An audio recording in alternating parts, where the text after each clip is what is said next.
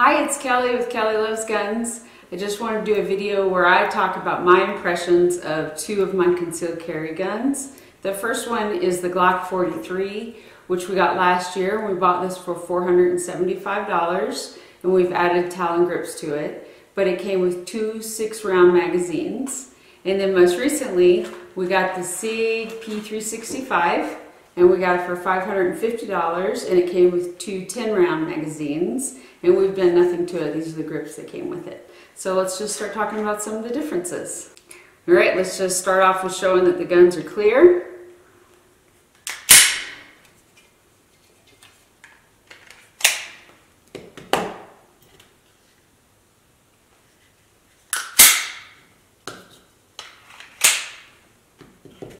All right, so I want to start talking about the appearance, as in the size, the look.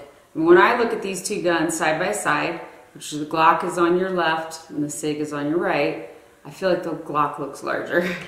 The Glock will hold 6 rounds, the Sig will hold 10.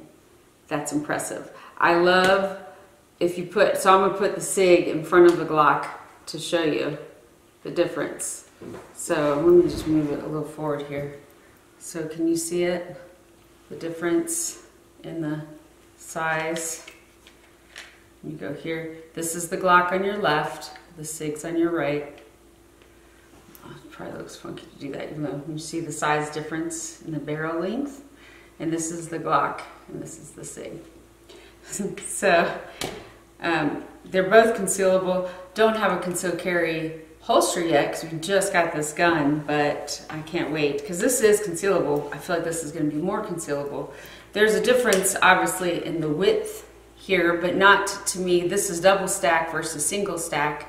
In the Glock is single stack, the Sig is double stack. But when I talk about the feel in my hand, so this is the Glock and it fits beautifully in my hand. I am very comfortable with shooting this gun. I like the Talon grips. This is a lot more comfortable to shoot. Once we added that, then we get to the 365 and it has this textured grip and I really love it. And it also feels good in my hand.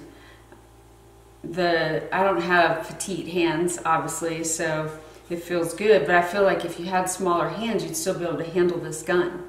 Usually I feel like I shoot a full-size 9 better than I do these compact ones, but with this, when I shot the 365, I felt like I was shooting it as well as I do my regular size gun. Okay, another difference between these two guns is in the trigger guard up front here. When you look at the shape and the texture, the Glock has texture and the Sig 365 is smooth. Another difference between these two guns is just, and it's pretty, I don't know that it's very impressive of a difference, because they both have a little area here that allows you to get a little closer on your grip. That's the Glock and then the Sig here. When you look at the trigger shape I feel like is very similar. The Sig's trigger though is closer to the front. So let's take a look at the trigger pull. So we'll look at the Glock trigger.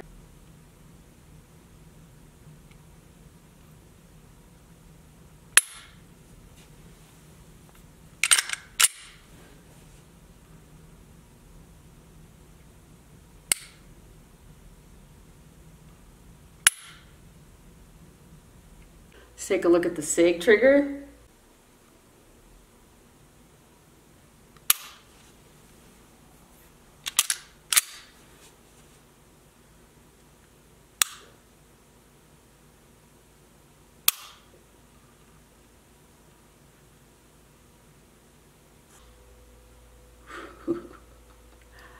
Love that. Oh my gosh. If you are interested in attaching anything to your gun, you would probably like to know that the Glock 43 does not have any rail system, where the Sig 365 does have a rail.